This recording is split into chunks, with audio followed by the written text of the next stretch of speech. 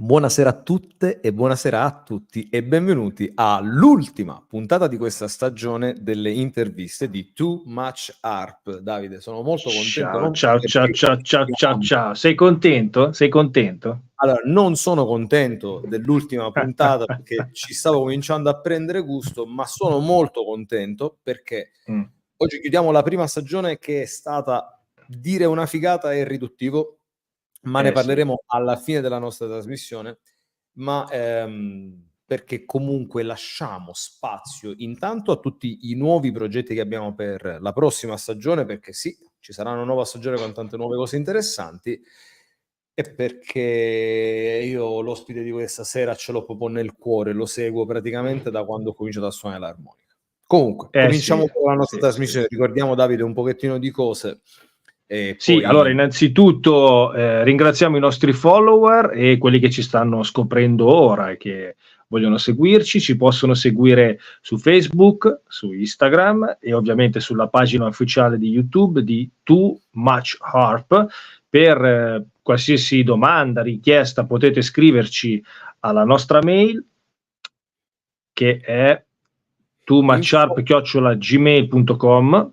Esatto. E come diceva Angelo, una prima stagione è iniziata veramente molto bene e la chiudiamo benissimo. Bellezza. Quindi, signori, prima di presentare il nostro ospite, tanto tutte le persone in ascolto sanno perfettamente di chi stiamo parlando, volevo nuovamente ringraziare Franco Luciani e Fabrizio Mocata, che il mese scorso sono stati i nostri graditissimi ospiti negli studi del Sound System Studio qui a Firenze. È stato un piacere conoscerli. Vabbè, Fabrizio conoscevo già da un po', ma conoscere Franco è stato illuminante, sia per quanto riguarda il discorso dell'essere umano, sia per quanto riguarda il discorso del musicista.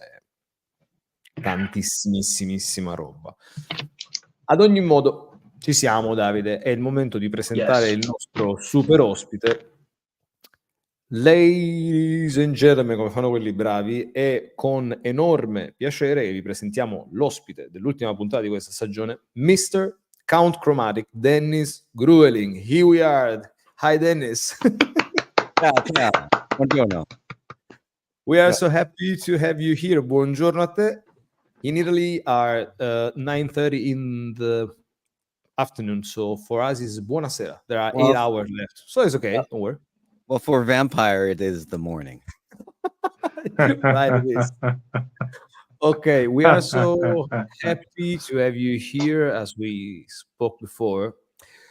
So let's start these funny things. We know that you have Italian origin. Then usually we do, the first question is, how are you? But now I would like to ask you this thing in Italian. And if you want, you can answer in Italian. So the first question is, come stai? Come stai? Is how are you? Tanto bene. Tanto bene, perfetto, fantastico, perfetto. Benissimo. Perfect. We have a lot of people today for you. And then let's go straight to the point and start with our question. So Davide, we read first the question in Italian, then I will translate it for you, and then you go. Davide, please. Ok, prima domanda per Dennis. Allora, mi sentite bene? Angelo, sente giusto? Sì, ok, perfetto. La tua passione per l'armonica e la musica traspare in tutti i tuoi contenuti. Parli di grandi artisti blues e rock, ne citiamo alcuni: Little Richard, Nick Karam, Jim Jones Review. Sei uno degli armonicisti più apprezzati del mondo con numerosi riconoscimenti. Da dove nasce la tua passione per l'armonica e la musica e come queste influenze musicali si traducono nel tuo stile così riconoscibile? So now in English. So Dennis, your passion for harmonica and music shine through in all your content. You often talk about the great blues artists of the past But you often mention rock and roll artists such as Little Richard, to the modern, that I really love, Nick Carran and Jim Jones Review. You are one of the most esteemed harmonica players in the world and have recently received numerous awards. We would therefore like to know how your passion for the harmonica and for music in general was born. We would also like to understand how all these musical influences translate into your recognizable musical style. So I think this is one of the long answer questions. How many hours do we have? Do what you want because the interview will stay on YouTube and I have all plugged in the wall, so I don't have problem of batteries getting low. Okay. Well, as far as just my love for music, I mean, where all this comes from, I was just always in love with music as far back as I can remember. You know, my earliest memories, you know, had music in them. I always remember making up songs in my head. You know, I thought everybody did that when I was younger. You know, as I got older, I realized not everybody does that. But I was always doing that. And music always, I just connected with it. It moved me. It reached me. And I don't know. I wasn't always into blues. Of course, when I was younger, I had no exposure to blues, but I did have exposure to music that was very much related to blues. My father was into very traditional country and country western music. Hank Williams, Johnny Cash, you know, Willie Nelson, you know, a lot of the old school country and western musicians. Um, and my mom listened to a lot of 50s music, which I just understood it in America as oldies music, but a lot of it was based in rhythm and blues. I heard a lot of Fats Domino, you know, Elvis, you know, I heard, you know, some Chuck Berry and Little Richard. And I didn't know a lot of this was just rhythm and blues. I just, oh, it's 50s music, you know. And as I got older and discovered the harmonica through another family member just on a whim by accident, and I heard my first blues record, which is that Harp Attack. I talk about this in many interviews. I heard the connection between all this stuff that I love. Because as I became a teenager, I was always into rock and roll, as a lot of teenage boys get into, at least in America. You know, just, you know, let me hear rock and roll, you know. But all of the rock and roll that I was attracted to, that I loved the most, had a lot of blues in it. You know, whether it was early AC/DC or even some of the, you know, I remember hearing, you know, Led Zeppelin and Aerosmith and David Lee Roth playing harmonica. That was the stuff that I was attracted to. And when I heard my first blues album, it all kind of made sense. I was like, wow, I didn't know it was a whole style of music. And then the immediate question that I was baffled by was, how come nobody talks about this? This is like the best part of all this music, of the country, of the oldies, of the rock and roll, but nobody talks about it. You know, I didn't understand any why that was happening, or how come I didn't know about it, or, you know. So in that kind of, I became obsessed, because in traditional country music, you know, you don't really hear that much harmonica. You hear some harmonica, but not that much. You hear a lot of that steel guitar, that pedal steel, which is really plays the exact same role as the harmonica, weaving in and out, bending those notes. It sounded like the same thing to me, and I love that sound. It's very emotive, very emotional. You know, and I'm talking with my hands too. It's funny. I was telling people yesterday, I'm going on, you know, on this webinar from Italy, and they said, "Oh, you'll be right at home because you're always talking with your hands." But you can mess with your blood. Exactly. Yes. But for some reason, I was always into music, and I was brought up around certain types of music, and this is what I was attracted to before I even knew about it. And the harmonica just happened. You know, I played a little saxophone and I played a little guitar, and I love those instruments, but guitar wasn't right for me, though I love guitar. And I love saxophone too, but I just kept going back to the harmonica. Okay. And with the new rock and roll musician as Nick Carran and Jim Jones review. Sure. Well, what are you feeling with this different things? Well, I love that. I mean, if you look at, Nick Kern really saw the connection between all this music as well. Yeah. He loved all good music. I totally agree with you. Yeah. I mean, I didn't know him that well, but I did have him on my radio show twice. I was a big fan, I mean, I followed his career and his recordings and everything. We spoke a few times about that. But yeah, I mean, he did, Johnny Guitar Watson cover of a Hank Williams tune, and he loved all that stuff. And to me, like, you can look at Little Richard as being, kind of a starting point for a lot of this stuff. But I mean, Little Richard is a phenomenal singer, very emotive. I think one of the best blues and gospel singers ever. I mean, just an amazing singer. But he had that attitude, and it was just so exciting and visceral and contagious. And to me, it kind of epitomizes rock and roll, although it's really just rhythm and blues. Right. Yep. But when you look at what Nick Kern or listen to Nick Kern has done, or Jim Jones, and it's all based in that attitude and that energy.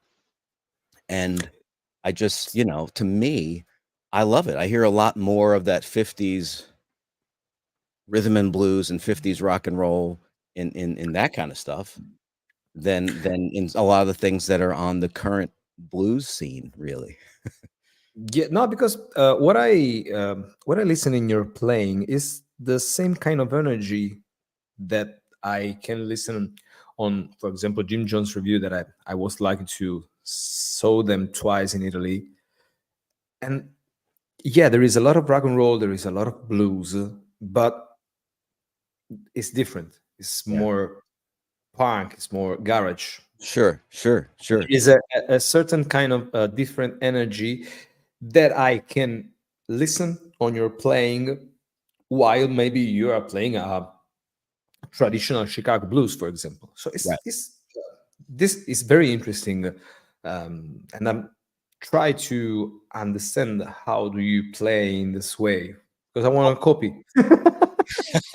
Well, there's a different thing too. I mean, when I sat in with a few gigs with Jim Jones a number of years ago, and we were talking about guitar players like Pat Hare, who he was asking me all about because he loved. And when you listen to some of those players like that, like Willie Johnson, who played on some great early Howlin' Wolf stuff, or Joe Willie Wilkins and Pat Hare, they had, I mean, that was that really heavy, visceral, in your face kind of punk rock attitude. Even Little Richard had that, Yeah. And it was just a different attitude and energy. And but if you look for it, you'll find it in those blues artists if you know where to look. And it's just intense and fierce. Like some of the early James Cotton stuff from the 50s and 60s has that sound, or some of the early Jerry McCain stuff. Yes. Has that rawness and fierceness to it, which I just, I love. Yeah, me too. Okay, I'm gonna translate for our follower. So, allora, da cosa nasce la passione che ha Dennis per la musica? Nasce praticamente da sempre, da quando ne ha memoria. È sempre stato un amante della musica proprio già da bambino, ed è nato con questa passione, perché comunque a casa suo padre è stato un grande appassionato di country, old school, mentre sua madre invece è più appassionata di oldies, come li chiamano adesso negli Stati Uniti, di musica anni 50, rock and roll, rhythm and blues. Ha sempre ascoltato queste cose, ma non mai ascoltando specificamente blues. Si è ritrovato da ragazzo, da giovane, ad ascoltare molto spesso rock and roll, ma rock nel senso gli AC/DC, gli Zeppelin, gli Aerosmith, e ovviamente troviamo non soltanto appunto anche negli Aerosmith l'armonica, ma dei generi musicali che hanno una grandissima componente di blues. Quindi a poco insomma si è creata questa cosa fino ha un disco che per lui è stato importantissimo, che appunto ne ha parlato in diverse interviste, che è Harp Attack, ricordiamo, un disco con 4 armonicisti, c'è James Cotton, c'è Kerry Bell, c'è Billy Branch, se non ricordo male, Junior Wells. E Junior Wells, perfetto, quindi insomma non proprio gli ultimi. E quello gli ha cambiato un po' il modo di pensare la musica blues, e soprattutto tramite un suo parente, per sbaglio praticamente ha conosciuto l'armonica e se n'è totalmente innamorato. Ha provato il sassofono, ha provato altri strumenti, ma quello è. E poi abbiamo virato un attimino sulla roba più moderna, come appunto Nick Carran e i Jim Jones Review, che consiglio a tutti gli ascoltatori di recuperare negli ascolti, perché sono delle produzioni molto molto belle. Abbiamo parlato proprio di questa energia che c'è nel suonare rock and roll, ma con un'attitudine un po' più punk, che ritroviamo nel modo di suonare che ha Dennis, con questa energia così forte anche su brani, diciamo, di origine tradizionale, tipo Chicago Blues, cose del genere. Quindi è proprio questo tipo di formazione musicale che porta Gruenling ad avere questo tipo di impatto, questo tipo di suono così riconoscibile, questo stile così old school ma non old school, è un po' particolare, è proprio nel mezzo, per questo è così, a nostro parere, così tanto interessante. Tu che ne dici, Davide? Sì, quello che fanno gli statunitensi, scusate, nordamericani. Dimmi. Can I add one more thing to that? Ok, Dennis. Prego. Yeah, sure, absolutely. Before even, and I'm just thinking about this as I was listening to the story too, before I even heard that first blues album, I was also, I was listening to the other bands I mentioned, but also the New York Dolls were, I think, my first exposure to figure out who was Bo Diddley, who's Sonny Boy Williamson, all that stuff. So that was a key thing as well. And that was before, before I really heard blues. But if you said, thank you, Dennis. If you said New York Dolls, you go straight to my heart. Yeah. Straight. I think we have this same kind of taste in musical genres. Yes. No, because you have good taste. Yeah, sure, you too. Usually I don't judge people, but sometimes I do by their tasting in music. Yes, sì. No, stiamo scherzando con Dennis, perché praticamente ha voluto aggiungere giustamente che una band molto importante nel suo percorso di ascolto e di crescita anche professionale sono stati i New York Dolls, una band mostruosa, io amo alla follia proprio per questa attitudine così glam, punk, ed è questa la roba pre-punk. Pre-punk, esatto. E questa è la roba che piace a noi, cioè questo mescolare continuo di attitudini, di generi diversi, che portano effettivamente a creare delle alchimie molto molto interessanti, che si traducono in modi di suonare l'armonica moderni, pur rimanendo vicini alla tradizione.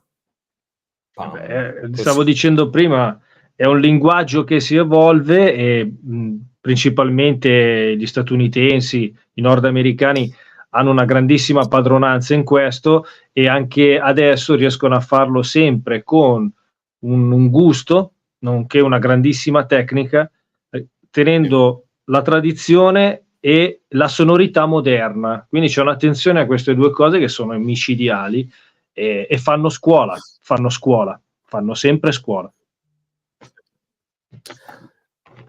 Speaking of techniques, parlando di tecniche, I think it's the moment for go straight to the second question. So Davide will read us the second question. Vado? Davide, passiamo alla seconda domanda, che ci permette di cominciare a entrare un po' più nell'aspetto tecnico dello stile di Dennis.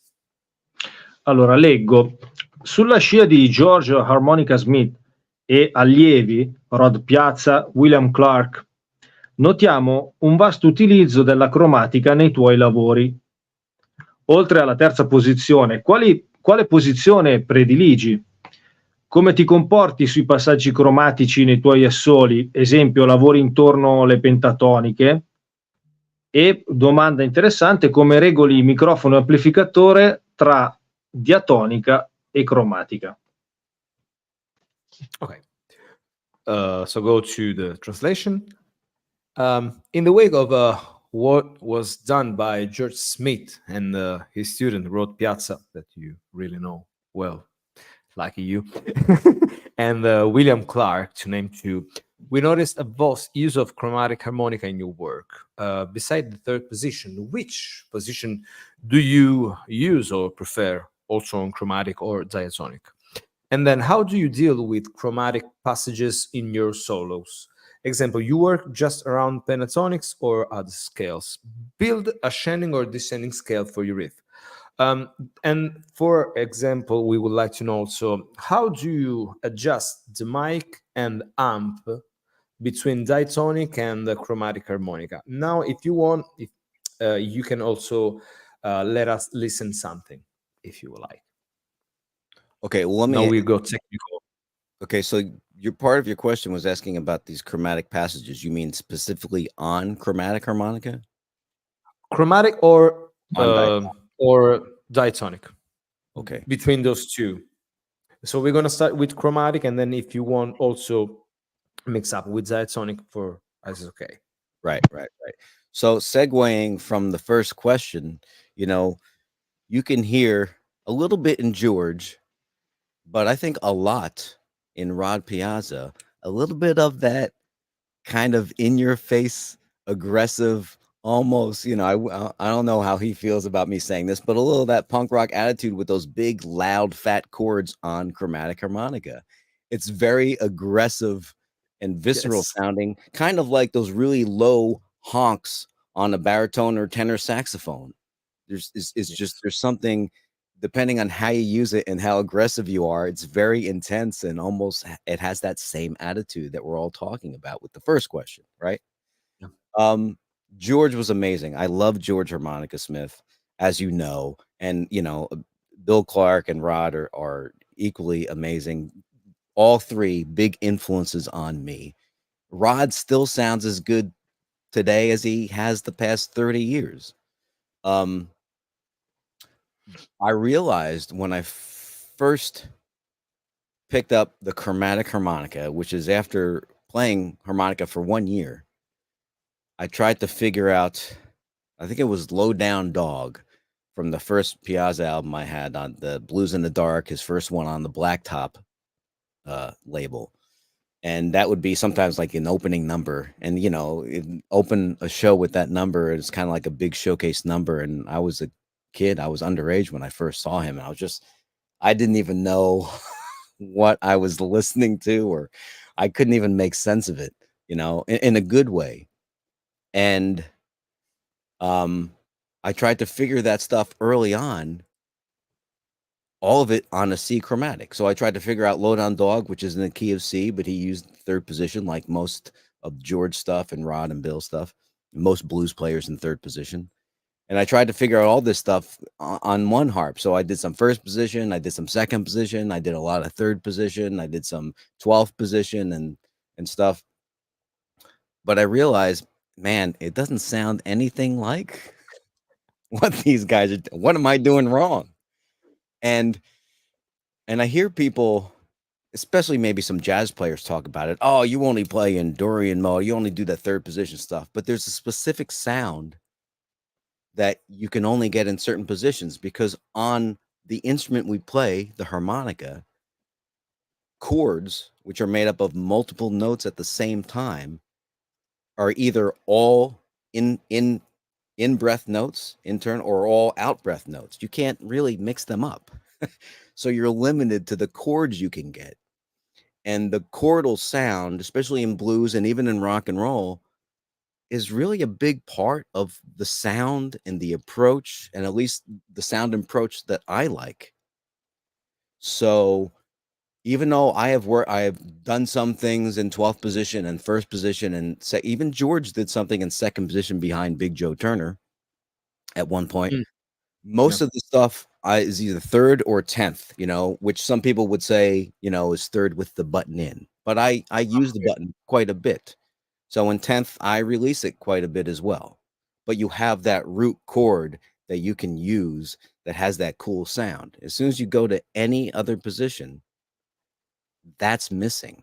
And, you know, not that I don't like other players who do other things. I think, you know, I mean, Bill Barrett is an amazing player. I love Bill Barrett. You know, Paul DeLay was an amazing player. I love Paul DeLay, but it's not really what I gravitated towards. I loved what George did and how William Clark and Rob Piazza kind of carried that on. And that's kind of what I'm attracted to and what really gets me excited. So mainly when I'm performing and recording, it's third or 10th because I want to be able to have that sound. Okay. You know, on diatonic, you know, diatonic, it's kind of the same. I choose whatever position I feel fits the song. You know, I play a lot of third position on diatonic, but I use second and first as well, you know. But what was the later part of the question that I'm forgetting? Yes, we was talking about the amp, the setting between amps and mic, which are the difference. For example, on Rod Piazza's videos, we can see that he have 2 amp. This is why he have 2 settings. I don't think so. No, he would play through the same amp. Sometimes the 2 amps were to be louder. Sometimes one was just for a wireless setup, and then sometimes, it just depends on. This is very punk. Yeah. Exactly. You see what I mean? I mean, he really, it's pretty cool, actually. He, for me, I don't play with a volume control on my microphone for a couple reasons. The main reason is, if you didn't know, I like these old microphones. Maybe you didn't know that, but this is the third question. But and Rod has a masterful way of using the volume control on his mic and the delay and reverb that he uses. He's a master at changing things all the time just to fit the moment and whatever he's playing in that moment live. It's amazing what he does, just controlling all those things. For me, I like to be able to control all that with my hands and my breath, and just have an amp that I know is going to work for me once I set it up. For chromatic, only maybe once in a while I may, turn the amp up a little bit and turn the treble down a little bit, because you can't cup it the same way. Okay. But a lot of times I'll just leave it. It depends on the room. It depends on that specific amp and the volume maybe that we're playing at. And also you try to squeeze on your playing scales that are different from the blues scales or the major pentatonic. Sure. I mean, for me, the goal, because I love music in general, and I love music before I loved harmonica. So my goal, my desire is to be a good musician, not necessarily just to, be a good harmonica player. I mean, I want to be a good harmonica player, but it's more about playing good music to me. And if you're playing blues and blues styles of music, you can play the blues scale and only the blues scale for your whole career. And most people wouldn't even know, but they'd be fine with that. But I think there's so many other things also that you could do that make it more interesting sometimes. Some minor scales, some diminished scales, just depending on where you're going. Even if you're playing a straight blues, some of these things can make it a lot more interesting. Yeah. And to me, it's all about expressing yourself, right? I mean, that's why I was attracted to this music in the first place. I mean, I was always very shy and introverted, and I may not dress like that, but that's still kind of how I feel, Music is really like my first language, and I've always understood moods and feelings probably better with music than I did with words at first. So I'm still, and I've learned to articulate and speak and teach better over the years. But I still think of music as my go-to place to express something. And even if you want to play very basic expressive blues, sometimes a little bit of theory can help out. Wow, this was a very interesting answer. So, my turn to translate. Ok, allora. La risposta è molto molto articolata, Davide. Allora, intanto abbiamo cominciato con questa digressione sul comportamento un po' punk di Rod Piazza, nel modo di suonare che è un po' punk. Lo riscontriamo anche nel fatto che io questa cosa non la sapevo, molto spesso mi sono chiesto come mai utilizzasse due amplificatori, perché appunto la domanda era se ci sono due settaggi diversi tra cromatica e diatonica. E in realtà sembra che Piazza utilizzi due amplificatori per fare più casino. Quindi se io prima lo amavo, ora lo amo ancora di più. Per quanto riguarda Dennis, ovviamente, Dennis decide di utilizzare, di prendere un'armonica cromatica dopo soltanto un anno che studiava l'armonica diatonica, perché ascolta Low Down Dog di Rod Piazza e si innamora chiaramente di questo brano e da lì decide di utilizzare l'armonica cromatica e fa un discorso molto molto interessante sulla scelta delle posizioni sulla cromatica, dicendo: ho provato a suonarla in varie posizioni, prima, seconda, terza, decima, dodicesima, e cambia sempre il modo in cui questa posizione suona. È una cosa molto interessante che ha detto, riguarda l'utilizzo degli accordi. Come sappiamo, Davide, utilizzare gli accordi su un'armonica non è che sia proprio facilissimo, perché devi avere la possibilità di poterli suonare se sono sulle note aspirate, se sono sulle note soffiate, e questo fa parte del modo di suonare di Dennis, cioè la scelta di utilizzare questi chords così forti, così energici, e quindi alla fine del discorso preferisce, soprattutto in studio, utilizzare sulla cromatica la decima e la dodicesima, mentre sulla diatonica prima, seconda, terza, giustamente è praticamente indifferente, perché il discorso che fa Dennis è molto molto preciso e puntuale e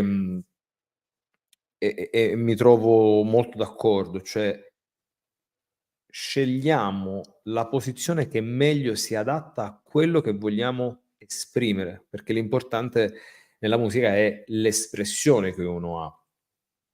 E continuando sul discorso del settaggio, non ci sono settaggi diversi tra cromatica e diatonica, anzi una cosa interessante che fa Dennis è non utilizzare un volume control sul microfono, ma va direttamente a lavorare con le mani e con l'aria per gestire le varie dinamiche. Sì, magari a seconda del posto puoi sistemare un po' le alte, puoi alzare un gocciolino il volume sulla cromatica, ma in realtà poco conta. E sul discorso delle scale dice, puoi essere, dice, a me non interessa essere un buon armonicista, beh, quello è ovvio, ma più che altro la parte interessante è cercare di essere un buon musicista.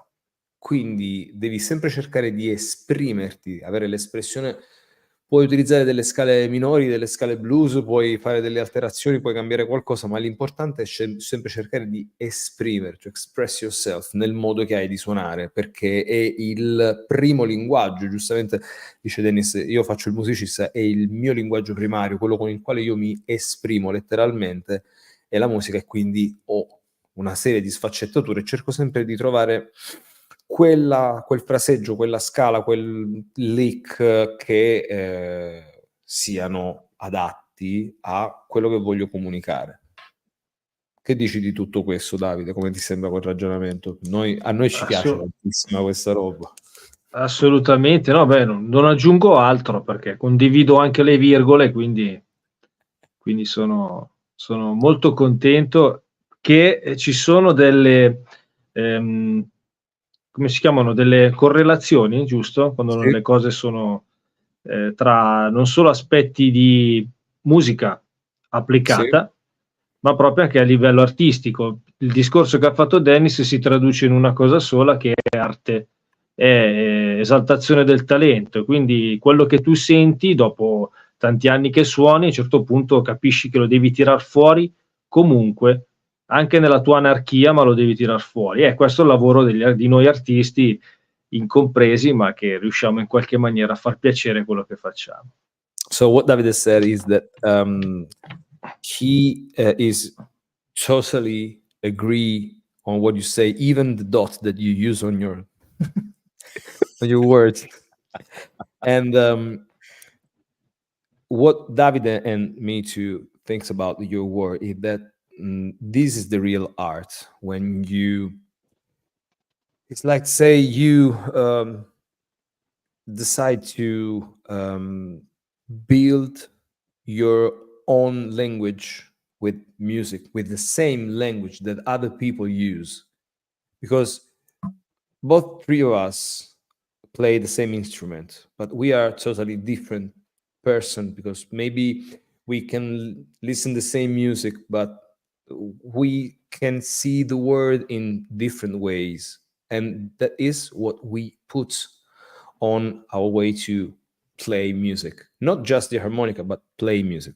And so Exactly. this is real art. This is our mission. I agree. I agree totally. Even the dots. Yes. Yes. You know, see, it's all about, you know, I know so many musicians, and I've had so many students over the years, and I know musicians who play other instruments and other styles of music. But if you're playing this style of music, or a blues related style, if you're not being true to expressing yourself, you know, I feel like you're doing a big disservice to the music in general. I mean, that was one of the biggest key elements, if not the biggest key element of blues music in general, you know? And I mean, you can say the same for punk as well. Yeah, sure. But, you know, in a different way. But of course, it's all really about that. And, you know, I just, you know, I wish there were more players who really dug into that, as opposed to, you know, just learning some songs, learning some licks. Okay, I got enough songs for a show, and I know these licks, and I can play this. This is good enough. Let's just go. You know, I mean, I was doing that in my living room when I was younger, but to me, that's not really, you know, and, you know, I'm not naming names, you know, but to me, that's the first step of really playing this music, you know. So you mean figured out how to find a way to express yourself? Well, I've always tried, and I think because hopefully we're always changing, that changes over time. Yeah. You know, like certain things, like I felt I was good expressing myself when I was younger, but it expressed who I was back then. And some of that maybe stayed the same, and some of that has changed. Yeah. I translated just a minute, and then I would like to say something. Dennis giustamente ha detto: conosco tanti musicisti che vengono anche da altri strumenti e da altri generi musicali, però per un musicista o un artista in generale, se vogliamo ampliare il discorso, non esprimere se stessi all'interno del contesto musicale è fare un torto proprio alla musica. Siamo a livelli altissimi. Sì. E giustamente quello che sottolinea che è importante è questo continuo cambiamento, questa necessità anche di cambiamento durante gli anni, perché cambia un po' tutto, quindi cambia anche un po' lo stile.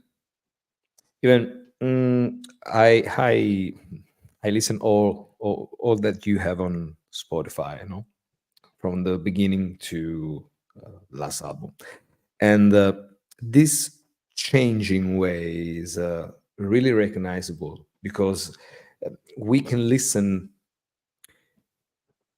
not an evolution because it's not the right word, but a changing of it's like more changing of points of view during those years. Yes. I don't want to say that you grown up, because it's not what I think, but is a changing of point of view. Sure. And this is I'm curious. I would like to take another way. This changing of point of view is on your thought, or is natural? So you think about it, or you need like you have an eating, or it's natural, more natural? I think it's more natural, because if you plan it, then how real is it? Yeah. I mean, maybe some people may be offended by that concept, but I think No. I think you understand what I mean. Yep. But I will say this, when I was younger, because I'm very introverted and very shy.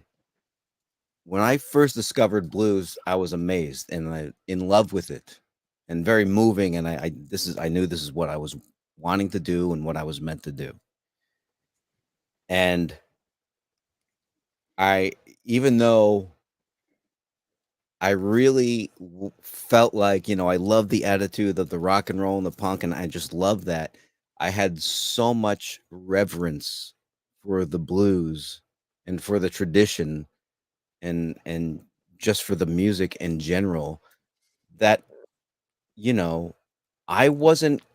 I didn't want to disrespect it by, I guess, throwing in too many other things to begin with.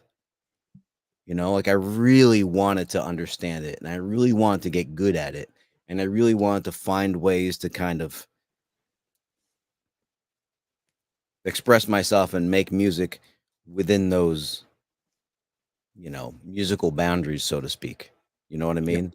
And then Yep. as I got older, and I feel like got better and more confident in me and in my own abilities and in what I'm doing, I mean, it's just coming out more me now. Yep.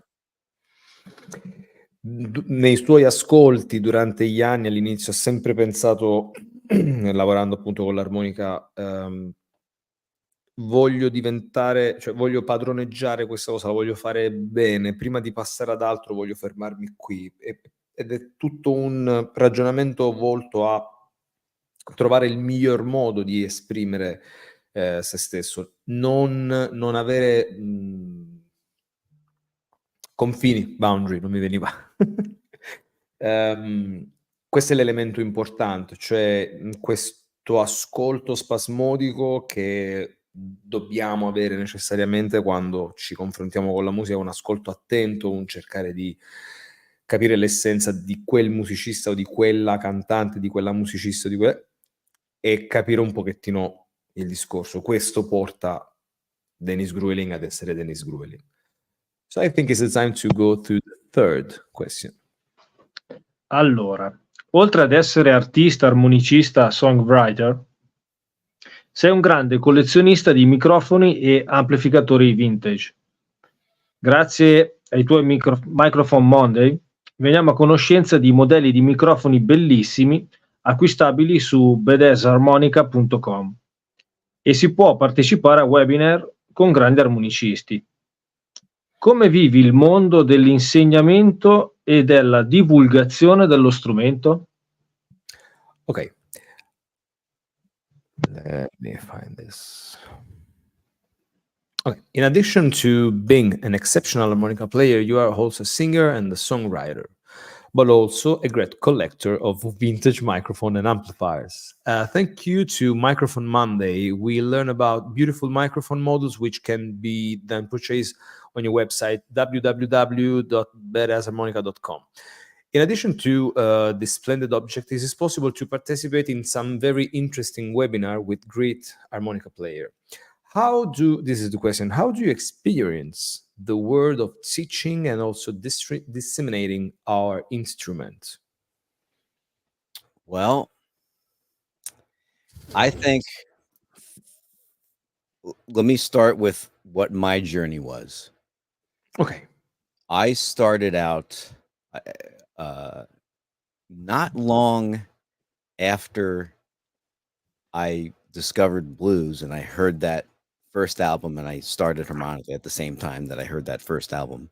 I had dropped out of high school, and not that I was flunking everything. I was just flunking, phys ed, gym, because I was not going to the gym. I was going to the radio station. But me and the school system didn't go good together, right? Okay. I like to learn, but I wanted to learn what I wanted to learn. And the first harmonica player I met, which was, maybe 6 or 9 months after I started, I tried to learn some things from, and immediately I already knew what he was teaching me, and he wasn't really teaching me those things well either. So I realized I'm not going to take lessons. I'm going to just teach myself, because I'm best off just learning things on my own, and then really just trying go crazy and get 100% into it. And that's what I've done.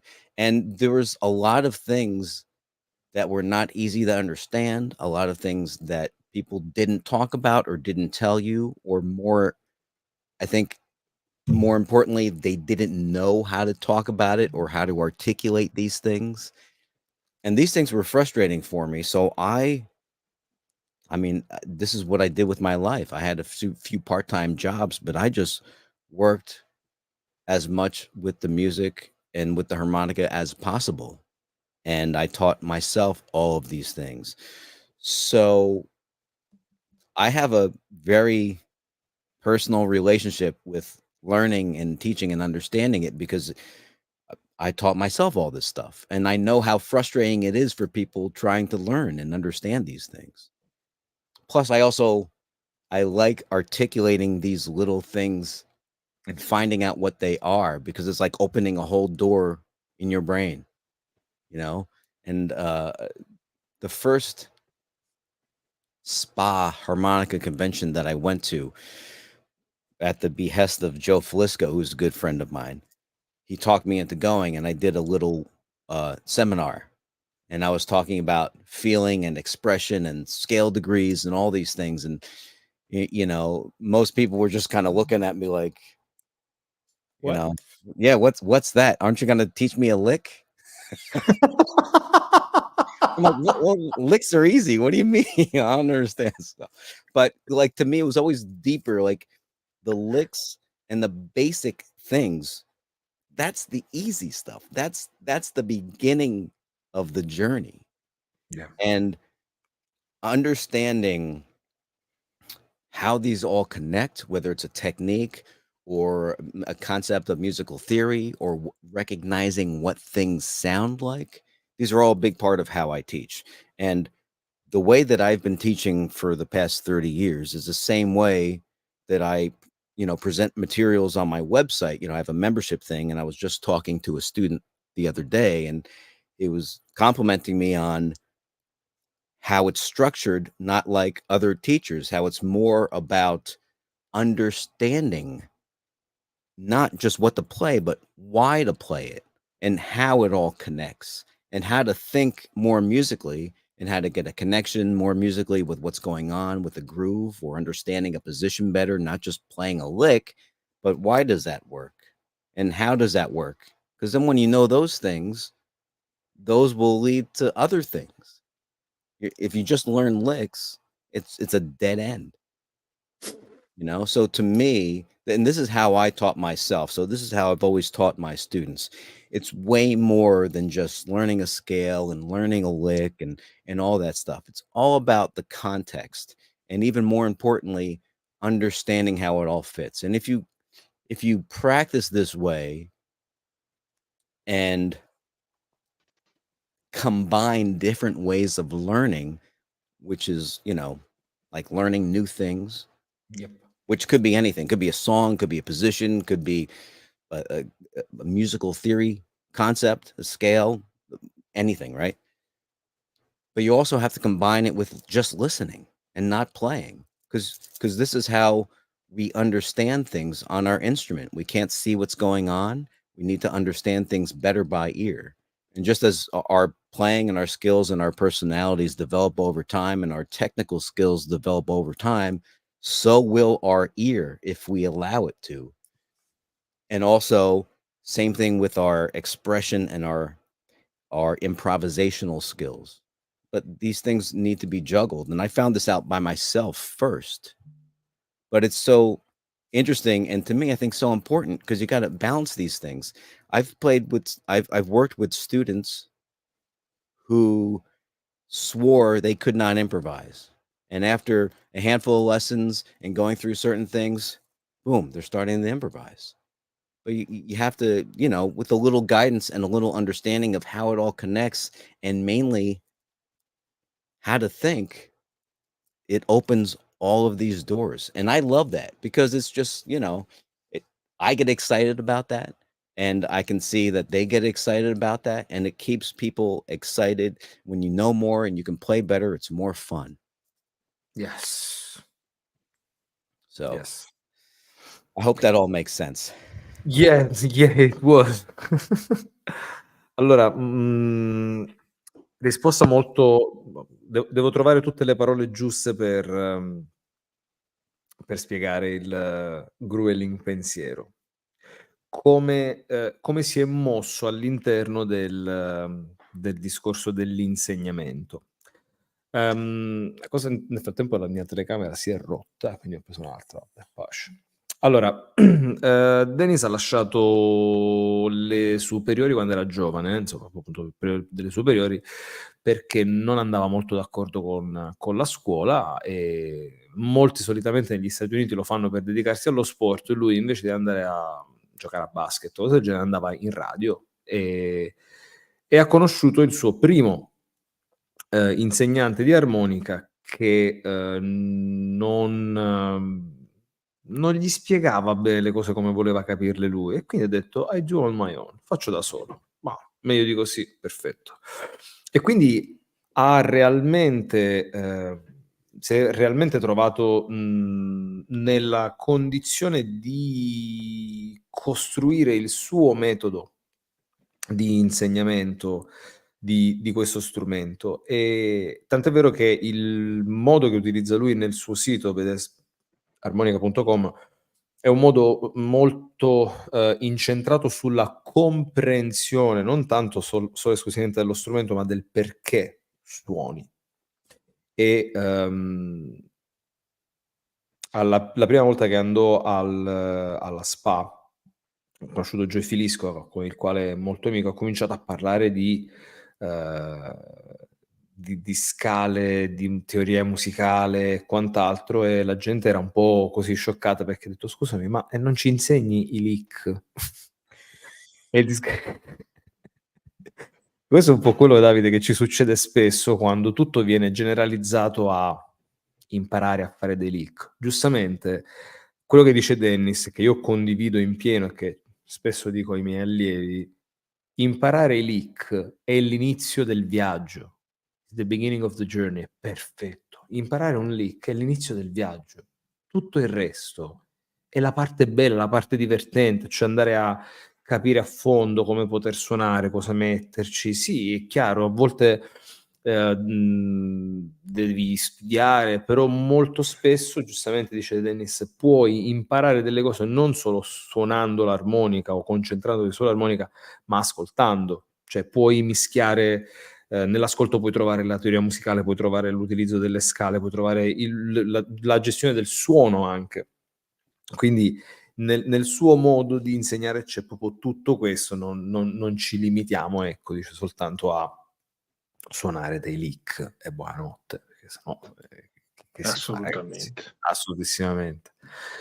Davide, abbiamo delle domande aggiuntive, vogliamo chiedere qualche altra cosa a Dennis, oppure lo lasciamo andare giustamente alla sua giornata, che per noi è quasi finita, per lui praticamente comincia. Ma io no, altre domande non ci sono, se non sono arrivate alla nostra mail niente, potremmo quindi anche salutare il nostro Dennis, però noi rimaniamo in linea un attimino che facciamo i saluti finali. Esatto, vi diciamo un po' di cose. Intanto Dennis, was a real pleasure, real pleasure to have you here with us on our last interview of the first season, and we are proud of what we are making now with you, and you had a great importance to our show for your words that now are on video. So I will spread to all my students because you give me a hand.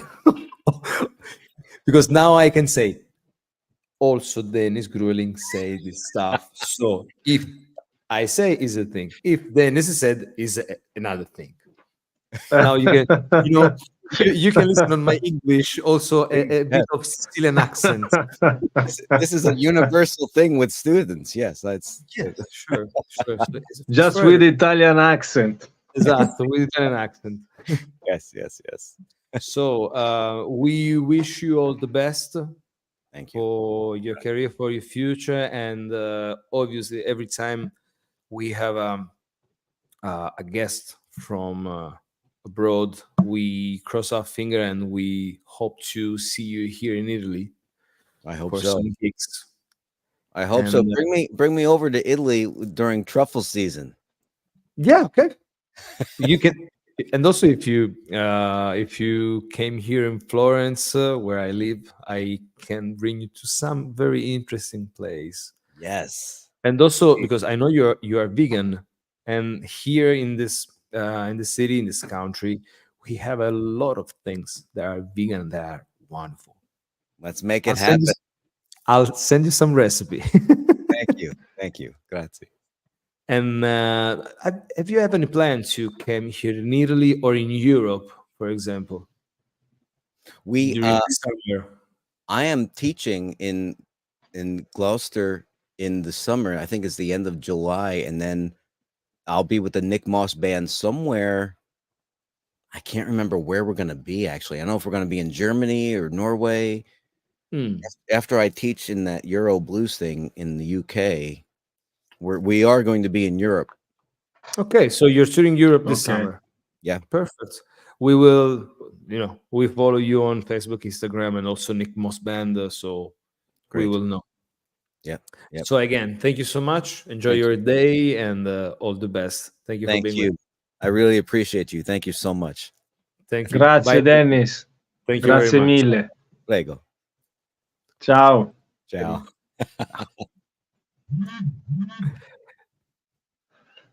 Grande, Okay. grandissimo Dennis, grandissimo. Io sono... Bye Dennis, thank you. Lo vediamo indietro. Allora, aspetta che lo disattivo. Ok, perfetto, è uscito. Benissimo. Bene, una bellissima intervista, una bellissima chiusura di stagione. Non c'è altro da aggiungere. Io, anzi, volevo non dimenticare nessuno, quindi saluto tutti della community di Too Much Harp. Vogliamo fare un abbraccio grande, un ringraziamento a Laura che ha creato il nostro logo.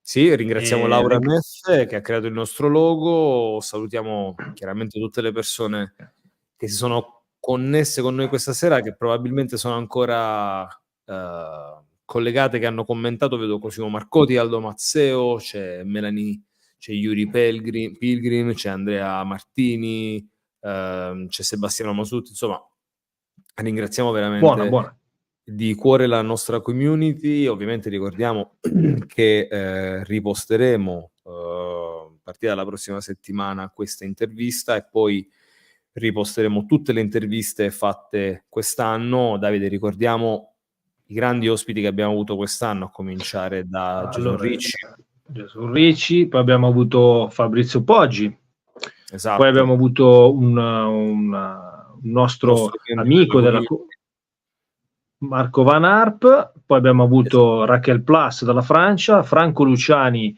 direttamente un'intervista a Firenze che ne dicevamo prima, l'abbiamo intervistato con l'amico Fabrizio Moccata, e poi quest'ultima intervista in chiusura di Dennis Gruenling. Se vi piacciono le nostre interviste, se vi piace Too Much Harp, mettete dei bei mi piace su Facebook, Instagram, YouTube.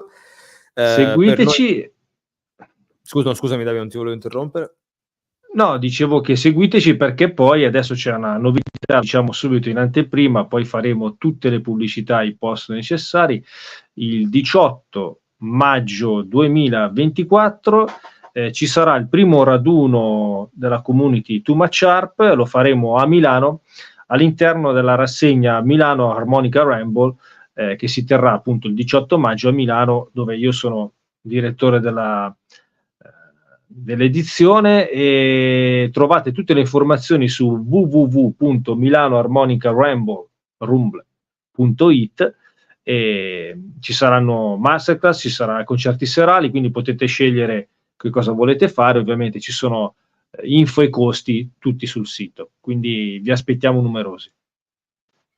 Vi ricordiamo di seguire i nostri canali, di mettere i like ai nostri contenuti se vi piacciono, per noi sono importanti per gli algoritmi vari e per continuare a fare questo tipo di prodotto, dai, te lo possiamo dire tranquillamente, questo tipo di show in Italia dedicato all'armonica, che abbiamo voluto sviluppare per dare risalto al nostro strumento che tanto amiamo e soprattutto alle persone che hanno fatto grande questo strumento. Ci sarà sicuramente una nuova stagione, abbiamo già delle idee, quindi adesso noi ci congediamo per qualche mese, nel frattempo appunto lavoreremo alla creazione della nuova stagione, quindi che dire, grazie a tutti per questi primi 6 mesi così intensi e interessanti. Lavoreremo affinché le prossime interviste siano di qualità altrettante di quelle che abbiamo fatto finora. Assolutamente sì, preparatevi, perché la seconda stagione sarà bella come questa. Abbiamo già dei nomi. Abbiamo già dei nomi, ma non possiamo spoilerare nulla. No. Quindi, detto questo, continuate a seguire le nostre pagine, soprattutto organizzatevi per andare al Milano Harmonica Rumble, primo raduno di Too Much Harp, 18 maggio 2024. Che dire, da parte mia, da Firenze, un abbraccio a tutti. Qui da Milano un abbraccione, te veri bene. Non mi sembra che abbiamo tralasciato qualcuno. Chi è che manca da salutare? Nessuno. No, mi sa che siamo tutti. Di nuovo, grazie a tutti. Io sono molto emozionato perché ti posso dire, l'intervista con Gruenling la volevo fare da un po' di tempo. Sono sullo stesso tasso emozionale di quella oggi su Ricci. Devo essere sincero, sono state le mie preferite di questa stagione, ma perché sai, loro li seguo da quando ho cominciato a suonare l'armonica nel lontano 2007. Ma guarda, Angelo, quando abbiamo iniziato, adesso possiamo dirlo a tutti tranquillamente, io questa missione, questo tracciato intellettuale alla fine, perché poi è cultura, questo stiamo parlando di cultura dietro alla musica, dietro al nostro strumento, però è un tracciato intellettuale, non ce la potevo fare da solo, quindi tu sei il miglior compagno che posso avere per tante cose, tra cui appunto questa. Quindi io ti devo ringraziare, l'ho già detto e lo continuo a dire. Ti ringrazio perché sei la persona giusta, con la passione grande come la mia, se non di più della mia, perché sei veramente attento, perché quando Angelo mi fa vedere le domande e si chiacchiera, Angelo, le domande sono veramente cercate nel profondo di quello che è l'artista, sia a livello di produzione discografica, tecnica, linguaggio, e molto anche sul lato umano. Quindi c'è un lavoro da parte di Angelo grandissimo, e poi ragazzi, è un bravo intervistatore, secondo me ce lo ruberanno alla Rai o a Mediaset. No, io i soldi pubblici non li prendo. No. Bene, detto Va questo, bene. dai, grazie mille davvero a tutti. È stata una figata, ritorniamo con i piedi per terra, riguardiamoci le interviste, ve le ripubblicheremo nei prossimi giorni sui nostri social, vi teniamo informati e informate su tutto quello che facciamo. Se dovessimo sapere di vari tour in Europa, eccetera, eccetera, trovate tutte le info sulla nostra pagina Facebook, sulla nostra pagina Instagram. Da parte nostra, grazie di nuovo a tutti. Ci vediamo alla prossima stagione.